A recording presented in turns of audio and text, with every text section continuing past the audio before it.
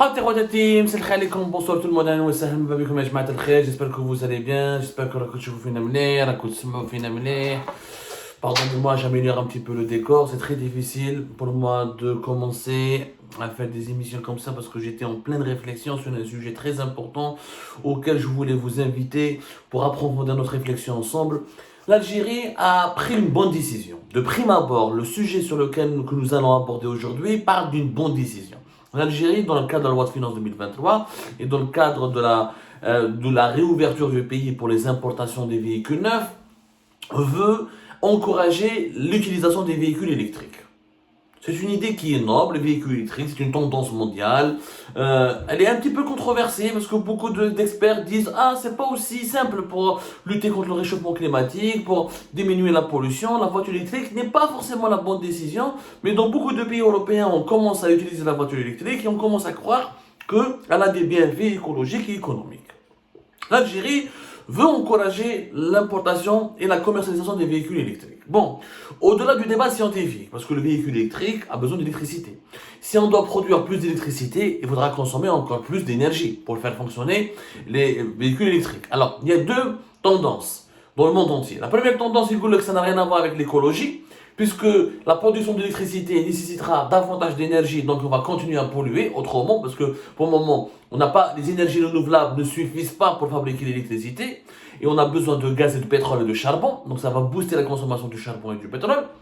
Et même les énergies renouvelables, les panneaux solaires ou les éoliennes, il faudra des minerais, etc.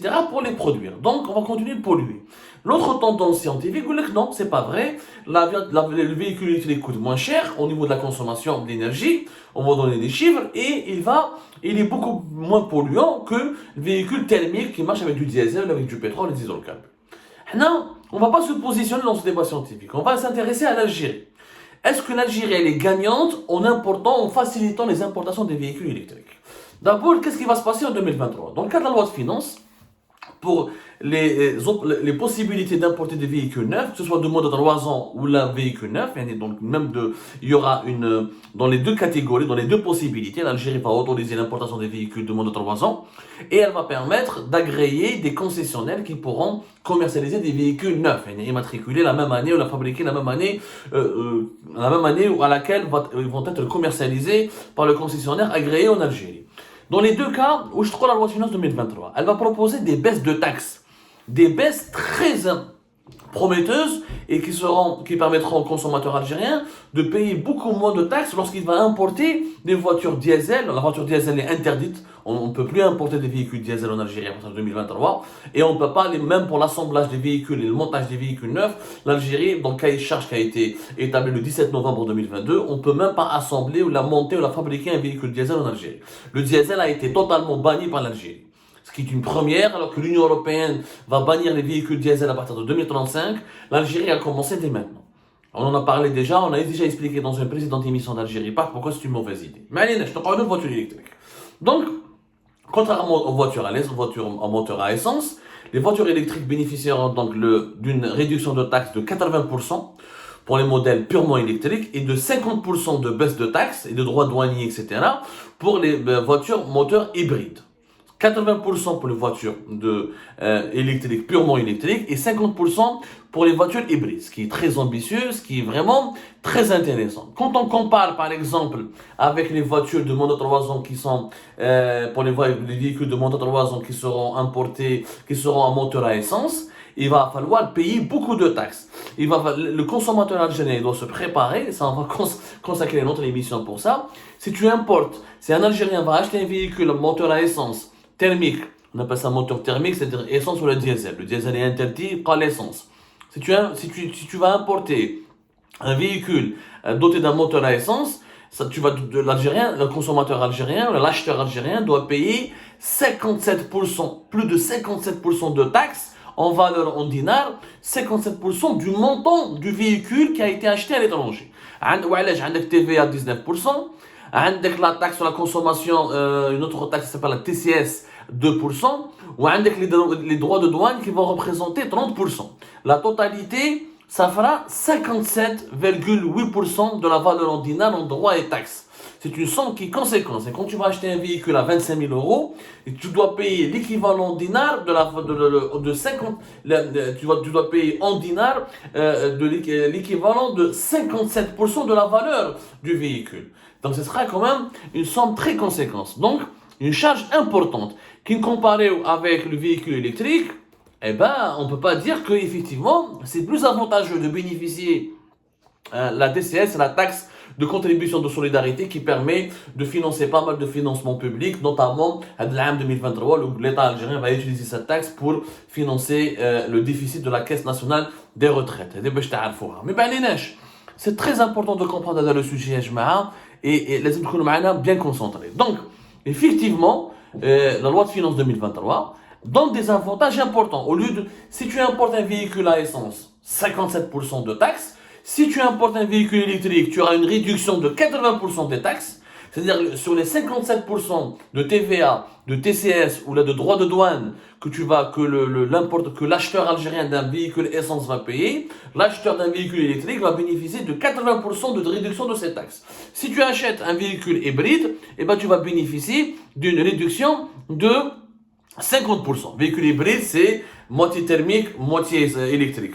C'est-à-dire, c'est les deux à la fois. Tu peux la recharger avec l'électricité. Quand tu n'as plus d'essence, le côté électrique prend le relais et la voiture continue de rouler. Alors, sur le plan fiscal, c'est intéressant. Maintenant, pourquoi l'Algérie n'est pas gagnante? Parce que l'Algérie, malheureusement, encore une fois, les dirigeants algériens, le peu de fois où ils ont des bonnes idées, ils ne comprennent pas que les bonnes mesures, les bonnes décisions, pour les mettre en application, il faut préparer un environnement. Il faut qu'il y ait des mesures au préalable qui permettent la réussite d'une mesure phare. Donc, avec un exemple. Tu veux importer des véhicules électriques et les encourager. Est-ce qu'on a de quoi les recharger en Algérie? Est-ce que l'Algérie, elle est préparée économiquement, industriellement et énergiquement pour accueillir un nombre important de véhicules électriques? Le premier obstacle, c'est aussi le prix. N'oublions pas que le prix d'une voiture électrique importée depuis l'Europe ou même de Chine, il est très très cher. Les voitures électriques en France sont très très chères. Comme un exemple, je te fais un moment. Les voitures électriques, comme quelques prix, ça commence de 18 000 euros et ça peut aller jusqu'à 90 000. Ça peut aller même jusqu'à 100 000 euros pour quelques modèles de Tesla. Je vais vous donner quelques exemples. Je retrouve mes notes. Voilà. D'abord, le premier obstacle, c'est que le dinar, le pouvoir d'achat des Algériens, il est faible. Acheter un véhicule électrique, la majorité écrasante des Algériens ne pourront pas l'acheter. Parce qu'il est vraiment très très cher.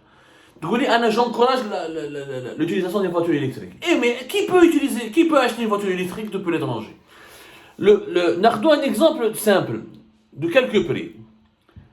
Ça va de 22 000 euros pour une Smart Fortwo, une Renault Zoé 23 700 €, une Citroën électrique c'est 26 000 euros, une Peugeot électrique 26 000 euros, 27 000, une Hyundai électrique c'est 33 000 euros, une Kia Soul électrique c'est 36 000 euros, une BMW électrique c'est 39 000 euros, une Golf Volkswagen électrique c'est 40 000 euros. C'est énorme, ya. C'est des prix qui sont, c'est des modèles citadines. Qui n'ont des modèles par exemple de luxe.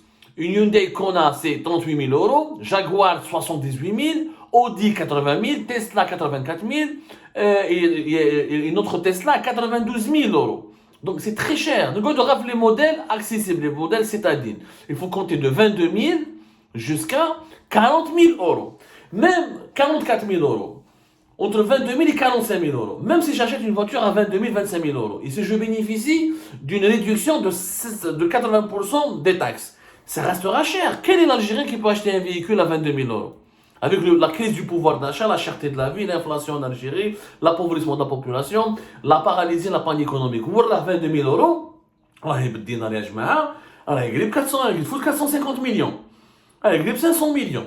Même qui me تخرج بزاف les taxes, بس قام تحت 500 مليون. 500 مليون يا جماعة شكون يشري طوموبيل 500 مليون في الجزائر؟ Il faut être un milliardaire. Le nombre de personnes riches en Algérie, n'est pas suffisamment élevé pour pouvoir démocratiser l'accès des voitures électriques en Algérie. C'est le premier problème. On va apporter des problèmes, on va vers des solutions. On a la démarche en Algérie, c'est d'essayer de proposer des solutions.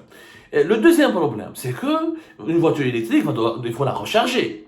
Alors effectivement, en Europe, les études ont montré qu'une voiture électrique, au niveau de l'énergie, elle est plus avantageuse qu'une voiture moteur thermique. Par exemple, pour 100 km, il faudra pour une voiture à essence ou la diesel entre 6 et 9 euros pour 100 km. Or, pour même 100 km dans une voiture électrique, c'est 1,5 euros à 4 euros. Donc on est gagnant. C'est-à-dire que je dépense, un automobiliste qui a une voiture électrique dépense moins en énergie, dépense moins en coût d'énergie pour rouler avec un véhicule électrique. Bien sûr, les voitures électriques n'ont pas encore pour le moment, il faut le préciser, les mêmes capacités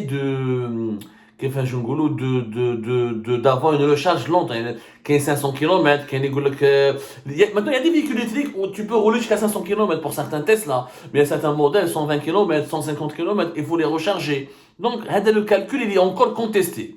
Il est encore contesté. Quand les voitures thermiques, leur plein peut durer 600, 700 km. On n'a pas encore des véhicules électriques, en tout cas sur le marché, avec un nombre aussi important d'indépendance, ou de possibilité de fonctionner avec un plein. Voilà, avec un plein. Mais c'est un débat technique. Donc, comme un exemple, par exemple, l'autonomie, voilà, pour une voiture électrique entre 22 000 et 25 000 km, l'autonomie, elle est entre 160 km et 400 km. Voilà. Les voitures électriques les moins chères ont une autonomie qui ne dépasse pas les 400 ou les 300 km. Ce n'est pas le cas encore des véhicules thermiques qui peuvent avoir une autonomie de 500 ou 600 km. Mais allez, je ne circule pas beaucoup, je vais utiliser un véhicule électrique qui va me coûter moins cher au niveau du plein, de l'autonomie. Mais le problème en Algérie, est-ce qu'on a l'environnement industriel où tu vas recharger la voiture électrique? Et là, les Algériens doivent la recharger chez eux. Le pays ne sera pas gagnant. En Europe, comment ça se passe? Tu as des bornes de recharge qui sont gratuites. C'est l'État qui a construit des bornes publiques. Tu as ensuite des bornes de recharge qui sont privées. Oui, c'est les particuliers qui louent des bornes de recharge et tu payes un tarif. Et il y a un nouveau business qui s'est développé en Europe, c'est créer des réseaux de bornes électriques. Et chacun dispose de chaque réseau, il a sa propre grille tarifaire. C'est comme ça pour démocratiser le véhicule électrique. Mais si on demande aux Algériens d'aller recharger leur voiture chez eux, ça risque d'être compliqué quand même. Même l'électricité n'est pas chère en Algérie. C'est vrai, l'électricité est beaucoup moins chère en Algérie qu'en Europe. Que d'ailleurs, le prix de l'électricité en Algérie est l'un des moins chers du monde. Parce qu'il d'abord, il est subventionné par l'État. Et sur la subvention, le coût de revient, il est beaucoup moins cher. Pourquoi? Parce que nous sommes un pays gazier. Nous produisons 99% de notre électricité avec du gaz naturel. Mais si on abandonne les véhicules thermiques pour aller vers les véhicules électriques, il faudra booster encore davantage notre production de l'électricité. Sauf que, parce que déjà, la consommation nationale de l'électricité, elle nous consomme beaucoup de gaz naturel. Et les volumes que nous donnons du gaz naturel que nous donnons pour la production d'électricité vont diminuer, pèsent sur les capacités d'exportation du pays. C'est-à-dire, au lieu d'exporter du gaz et de gagner des devises, notamment lorsque le prix du gaz est élevé comme aujourd'hui, et de gagner beaucoup d'argent, on consacre une bonne partie de notre gaz pour la production d'électricité. Nous exportons en 2021, nous avons exporté 39,5 milliards de mètres cubes. 40 milliards de mètres cubes.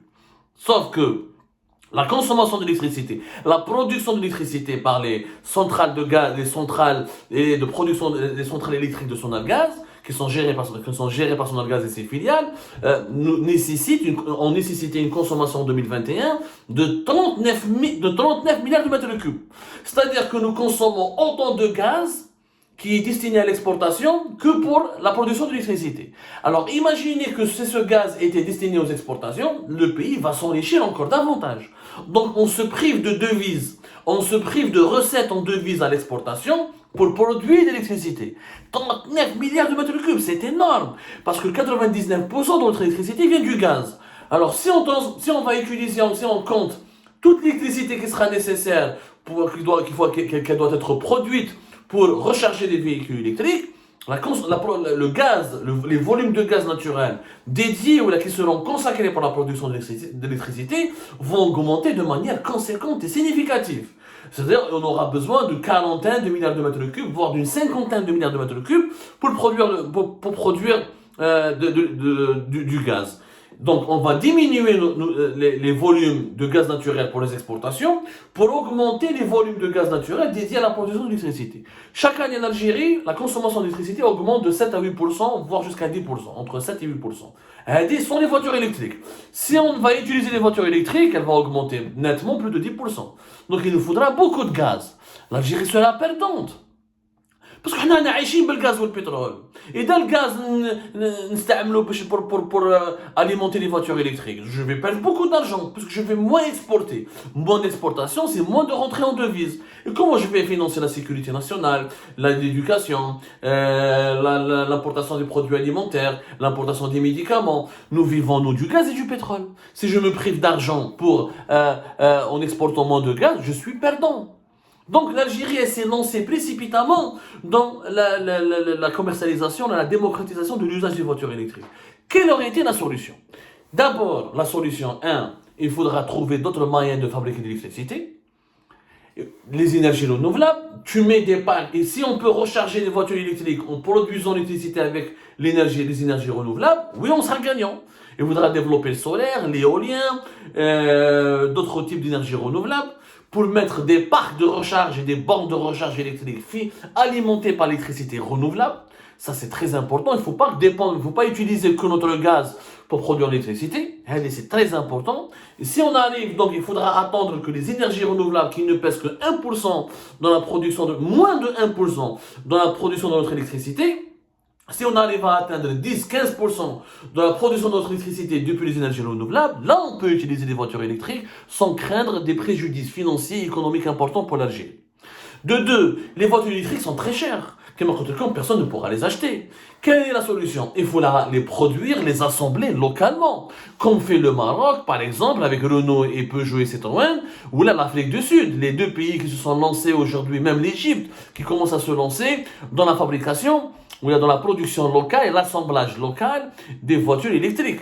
Si les voitures électriques restent à 30 000, 25 000 euros, sauf si l'Algérie, l'État algérien lui-même va acheter des voitures électriques et va les mettre en location pour encourager. D'abord, on peut envisager ce modèle-là, que l'État propose des voitures électriques en location, ou là que le parc automobile de l'État lui-même change et devient des voitures électriques, des voitures de la police, de l'armée, etc. Mais ça reste c'est toute une stratégie industrielle à mettre en place. Il faudra traiter le problème de la production de l'énergie. C'est beaucoup plus compliqué que ce qu'on le pense. C'est pas aussi facile qu'on le croit. Un problème de lumière, voilà, normalement maintenant c'est mieux. Je pense que vous me voyez mieux, même si tout à l'heure la lumière n'était pas catastrophique. Donc, on ne peut pas se lancer, encore une fois, dans des mesures ou là, dans des plans qui impactent le quotidien de plusieurs millions d'Algériens sans se préparer déjà avec des stratégies et avec un environnement capable de permettre la réussite de ce plan-là. Les voitures électriques, pour les réussir, il faut les produire localement.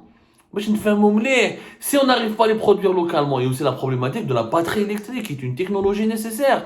Et la batterie électrique nécessite aussi certaines matières premières qui sont liées aux terres rares. Il y a une étude qui dit que d'ici 2040, dans le monde, notamment dans deux pays comme la Chine et l'Inde, dans le monde déjà, avec l'Occident, l'Europe et l'Amérique du Nord, 54% des véhicules neufs vendus seront des voitures électriques. Et en Chine et en Inde, ils veulent, d'ici 2040, atteindre 100% des véhicules touristiques seront des véhicules électriques. C'est une tendance mondiale. Donc, l'idéal, c'est pas de les importer. L'idéal, c'est de trouver des solutions pour les assembler, les monter localement et acquérir le savoir-faire nécessaire pour les fabriquer. En France, déjà en 2021, 18%, presque 19% des ventes de véhicules neufs, c'était des véhicules électriques. Alors que le même taux de vente des véhicules électriques était de même pas de 11,3%. Mais importer uniquement et les utiliser, c'est pas une solution. Dans le cahier de charge, dans le cahier de montage et assemblage des véhicules neufs, on encourage les investisseurs étrangers à produire des véhicules électriques. Mais le véhicule électrique fait des composants industriels qu'il faut importer. qu'il faut ramener de l'étranger, parce qu'on n'a pas des sous-traitants locaux. Donc c'est toute une nouvelle stratégie, Ajma. Les voitures, dans l'état actuel de l'Algérie, on ne peut pas importer et utiliser des véhicules électriques. Le pays n'est pas encore prêt pour l'usage de la voiture électrique. On sera hyper perdant et on va dépenser beaucoup d'argent pour rien. Il faudra un autre environnement, une industrie locale et l'utilisation des énergies renouvelables pour la production de l'électricité. Le débat se poursuit sur les différentes plateformes d'Algérie Part. Votre avis et vos remarques sont les bienvenus. À tout à l'heure pour d'autres éclairages.